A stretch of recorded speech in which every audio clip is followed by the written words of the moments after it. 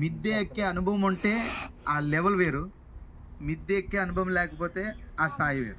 అంటే స్వార్థ చెప్పారు, వెళ్ళిపోయి కూడా స్వార్థ చెప్తూనే ఉన్నారు. కానీ వీళ్ళ రేంజ్ ఏమైంది, ఎంత పెరిగిందంటే యేసు ప్రభుతో ఉన్నవాడు నీవైనా అంటే అమ్మో ఆయనకి నాకు సంబంధం లేదన్నవాడు యేసు ప్రభు గురించి మాట్లాడడానికి వీల్లేదంటే ఎక్కడ సమాజ మందిరంలో వందల మంది చూస్తున్నప్పుడు, అందరూ చూస్తున్నప్పుడు మీ మాట వినుట శ్రేష్టమా దేవుని, అసలు ఆ దమ్ము వీళ్ళకి ఎలా వచ్చిందంట చెప్పండి. అందరికీ తెలుసు అభిషేకం వచ్చింది, అదే అభిషేకం మిగిలిన వాళ్ళ మీదకి రాలేదా?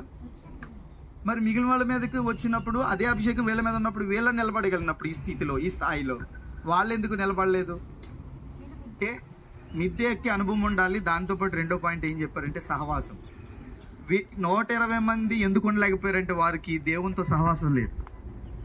ఈ 12 మందికి యేసు ప్రభుతో సహవాసం ఉంది, వారికి సంఘంతో సహవాసం లేదు, శిష్యులతో సహవాసం లేదు, చివరికి దేవునితో కూడా సహవాసం లేదు. ఆ గుంపులో వచ్చారు, మండారు, మళ్ళీ వెళ్ళి సువార్త ప్రకటించారు, అంతవరకే వాళ్ళ పరిస్థితి అయిపోయింది.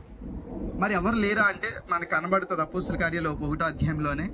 మరి యోధ తను తీసుకున్న గోతులో ఆడే పడిపోయాడు, దాన్ని భర్తీ చేయడానికి ఎవరున్నారు అంటూ మొదలెట్టి యోహాను బాప్తిసం మొదలుకొని యేసు ప్రభు ఆరోహణమై వెళ్ళిపోయే వరకు కూడా ఎవరైతే మనతో కలిసి ఉన్నారో అంటే 12 మంది కాకుండా ఇంకో 2 ఉన్నారట,